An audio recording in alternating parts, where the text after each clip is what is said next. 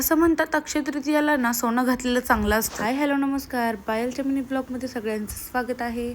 आजकाल गरमी इतकी वाढली ना, रात्री मी ना असा जुगाड करून झोपलो होतो, पण मला काय गरमीने झोपच येत नव्हती आणि सकाळी पण खूप लवकर मला जाग आली.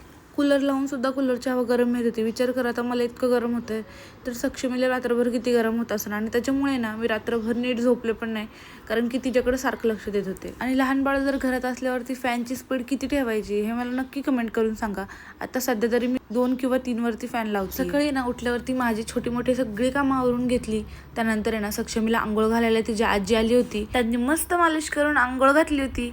आणि माझ्या मम्मीचे मला फोनवर फोन येत होते की उद्या अक्षय तृतीया आहे, तर सोनं घातलेलं चांगलं असतं. सक्षमीला जे मनी मम्मीने आणले होते ना 12वीच्या दिवशी माझ्या, तर ते गाठून आण मला सांगत होती. आणि उद्याच आहे ना तिच्या हातात घाल, कारण की चांगलं असतं घातलं. मग सक्षमीचे पप्पा गेले होते ते मणी गाठून आणायला आणि हातातलं मनघट बनवून आणलं.